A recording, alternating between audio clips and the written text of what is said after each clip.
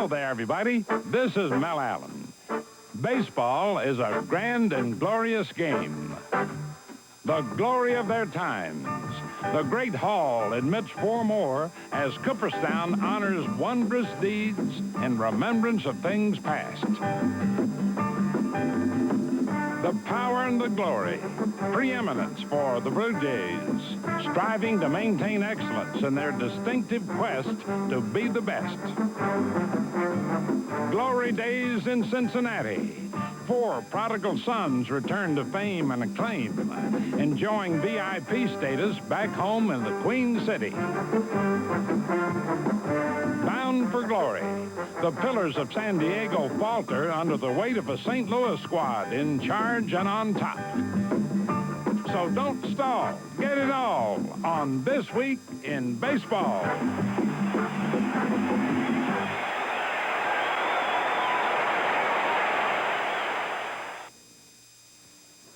American League perspective.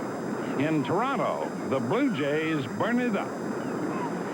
Doyle Alexander kept the Jays in pennant formation with a win over Western Division leading California as Toronto won a club record 9 straight games.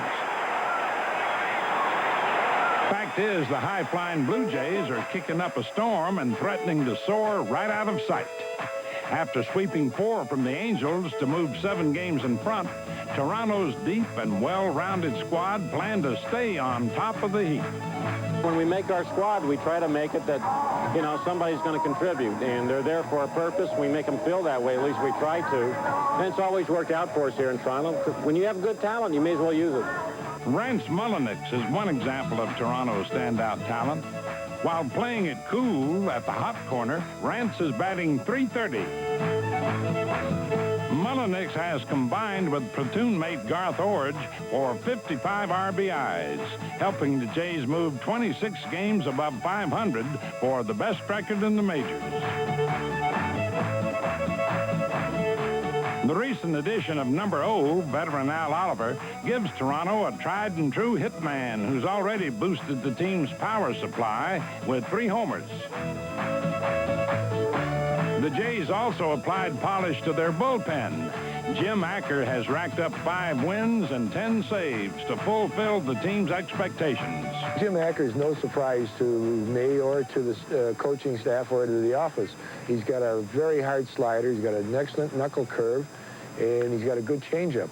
He's learned to control most of the pitches, and he gets them over the plate, and that's what helps make him a real tough pitcher. With Dennis Lamp shining in middle relief, Toronto's revamped bullpen leads the league in saves. Just one more reason why the Blue Jays are streaking in the East. Next stop, Kansas City, where Royal Resurgence was in full swing. Shaking things up in the Western Division, the Royals charged back into the picture when they hosted Cleveland. Kansas City took the opener, and in Game 2, Jim Sundberg went 2 for 4 with an RBI as the Royals repped out 10 hits in all. Dane Orge provided the game winner as KC took it 6-3 and continued closing in on first-place California.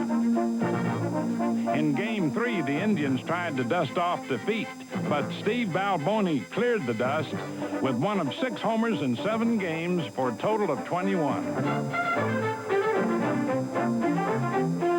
Another sizzling swinger was Hal McRae, who drove in 3 runs and hit home run number 9, his 4th in 10 games. Cooling off Cleveland in the late innings was no problem for relief ace Dan Quisenberry, who led the league with 24 saves, and 5 of them came during the team's 6-game winning streak.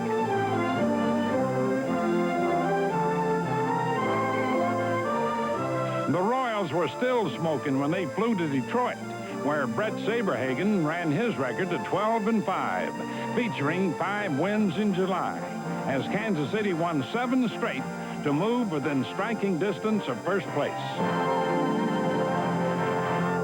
Now, let's open the notebook for This Week in Baseball's Twib Notes from around the American League. Kansas City's Frank White cracked 2 home runs in a win over the Yankees, and the first was number 100 of his career. That made White one of only 3 active second basemen in the majors with at least 100 home runs. White joins company with current Chicago Cub Davey Lopes, who hit 99 of his 145 home runs with Los Angeles.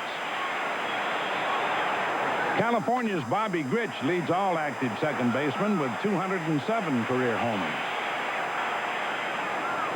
Detroit's Darrell Evans hammered a game-winning homer against Minnesota, good for home run number 300 of his 17-year career. The blast was also his 22nd homer this year. Earlier this season, 38-year-old Evans reached another milestone with career RBI number 1,000. 40-year-old Tom Seaver of the Chicago White Sox is on the threshold of history. One victory away from becoming just the 17th big league pitcher ever to win 300 games. Tom Terrific beat Boston for win number 11 this year, but more importantly, number 299 of his illustrious career. Red Sox legend Smokey Joe Wood, the Major League's oldest former player, died at age 95. The Fireballer went 34-5 with 16 straight wins in 1912, then pitched Boston to a championship with 3 World Series victories. I'll never forget the first check I ever got. We all got for 1912. $4,024.70 is our share, winner's share. So long to Smokey Joe Wood. Ricky Henderson of the Yankees opened the game against Texas by smacking a home run. He's led off a game with a homer this year 4 times. But Henderson's long ball was answered by Ranger rookie Oddibe McDowell, who duplicated the feat in the bottom of the first. And next day again led off with a home run. Now for this week's quiz, who holds the big league mark for most game leadoff home runs? And stay tuned for a special member of the 30-30 Club. National League scene. In San Diego, the Cards come up aces. Riding off 4 straight losses, the Padres planned a change when the Cardinals came calling. But San Diego's slide continued when St. Louis scored 5 runs in the 9th inning to win Game 1. The Padres tasted defeat again next day when Joaquin Andujar allowed just 1 run through 11 innings for win number 17, most in the majors.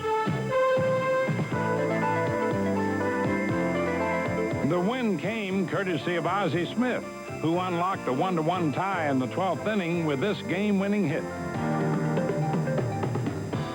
Then it was time for reliever Ken Daly, who put down the Padres to pick up save number 7 and increase his scoreless streak to 11 innings.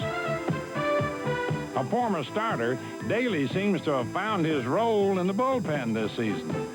Well, the results have been great. Last year was a nightmare for me. I was 0-7 in the big leagues, and this year it seems like everything's going great, and we just hope it continues.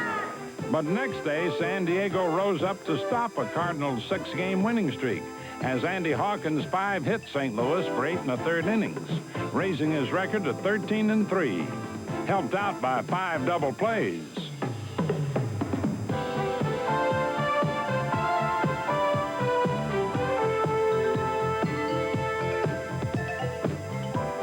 Also spelling defeat for the Cardinals was San Diego's ace reliever. Picking up his 21st save, Goose Gossage helped the Padres snap their 6-game losing streak. But Padre hopes for a series split were spoiled by Darrell Porter in the finale. On the mend from injury, Porter entered the game with a 157 batting average, but went 2 for 3 with 3 RBIs, including the game winner. John Tudor got the win to go 12-8. After a troublesome 1-7 start this year, Tudor's been super at 11-1. Jeff Lottie came on for save number 12 as the Cards took 3 out of 4 to keep hold of first place in the East. On to Cincinnati for a hometown team that's largely homegrown. Cincinnati may be home to the Reds, but it's also home sweet home to 4 of the team's starting 8 players. Player-manager Pete Rose, veteran right fielder Dave Parker, scrappy second baseman Ron Oster, and recently acquired third baseman Buddy Bell are all natives of the city where they now play. I've always wanted to play for the Cincinnati Reds, and it finally came true. I live there. My wife's family is from Cincinnati, and my father played there for a number of years, and I've always wanted to play there, like I said, and so far I'm having a lot of fun.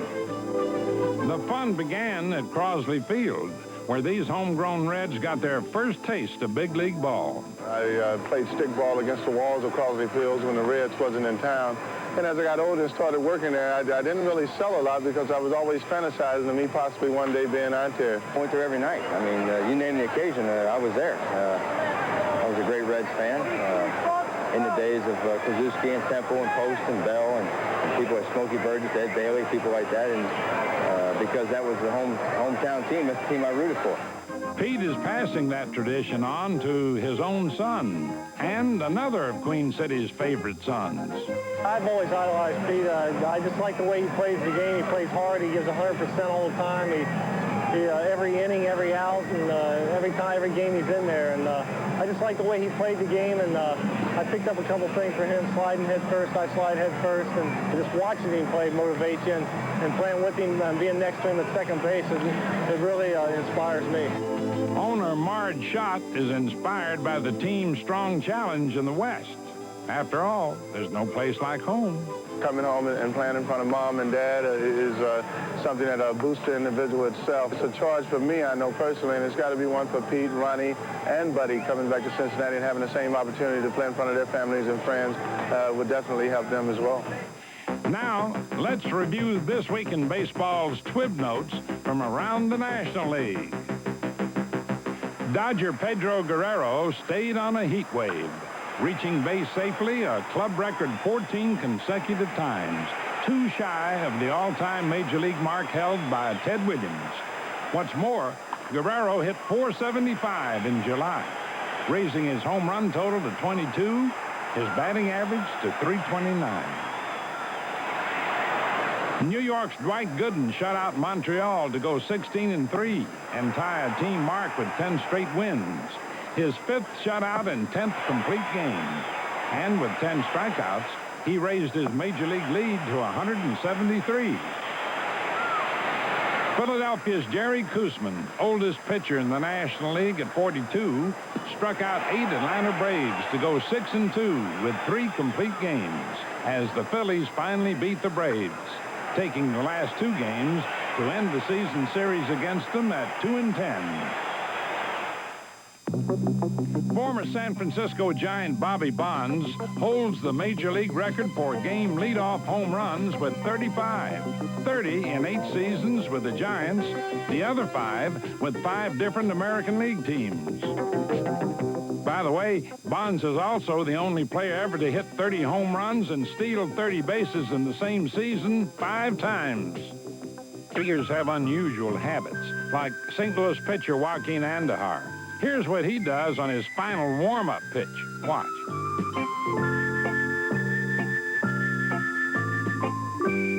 Let's call it Joaquin's wild warm-up wind-up.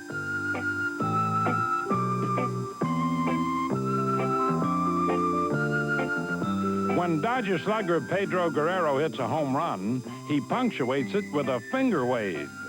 Pedro's digit fidget. Cleveland's Tony Bernazard taps his helmet when he homers. Tony's downtown tap. Then there's the bat stroking of New York Met rookie Len Dykstra. When Lenny gets ready, his routine is steady. The Dykstra sure stroke.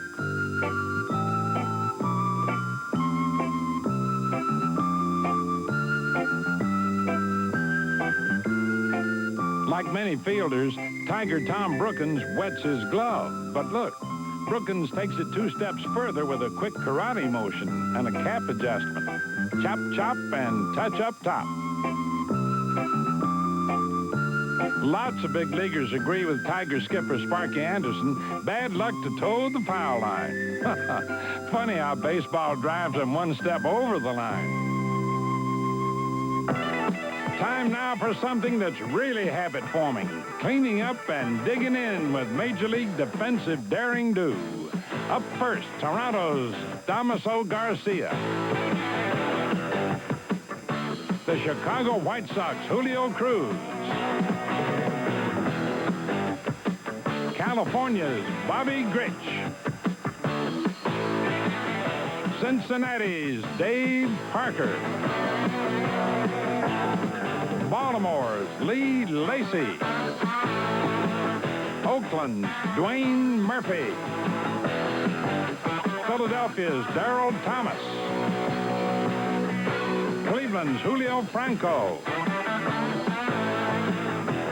Texas Rangers' Wayne Tolleson to Pete O'Brien. San Diego's Gary Templeton to Steve Garvey. Encore by Garvey.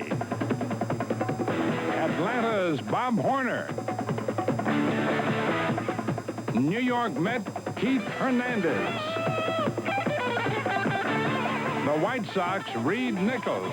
Ouch. Houston's Terry Poole.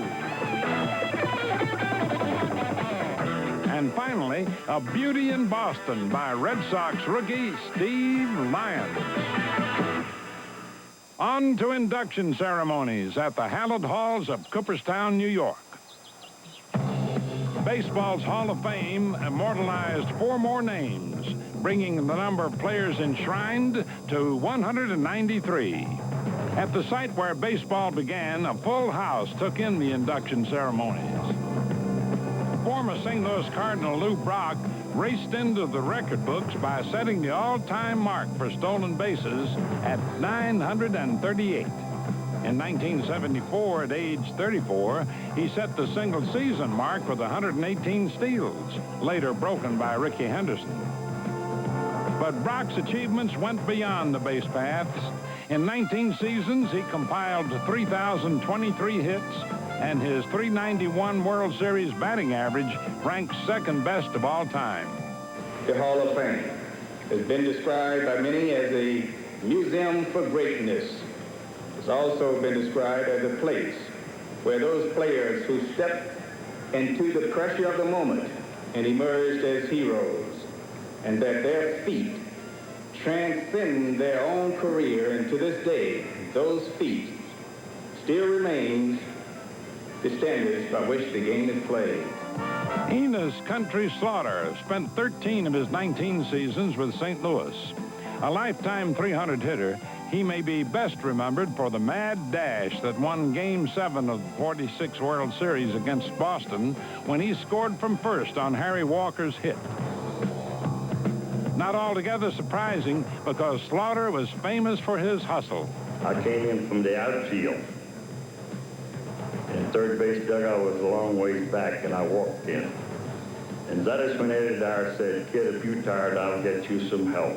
And from that day on, I learned to hit the top step running, hit it coming in. To me, running is my greatest asset. This year also saw the first induction of a relief pitcher, knuckleballer Hoyt Wilhelm, who spent a decade in the minors before coming up with the New York Giants in 1952 at age 29. Through 21 years and 9 teams, Wilhelm pitched in more games than any other big leaguer in history, retiring at age 49. I was fortunate enough to play in a World Series on a winning team in 1954. I think every player would like to make an all-star team. I was fortunate enough to make the all-star team in both leagues a couple times. I was also fortunate enough to pitch a no-hitter. And last, but most important, I was fortunate enough to be elected to the Hall of Fame. Archie Vaughn's induction came 33 years after his accidental death at age 40. The shortstop came up in 1932, and in 14 years with Pittsburgh and Brooklyn, compiled a .318 batting average.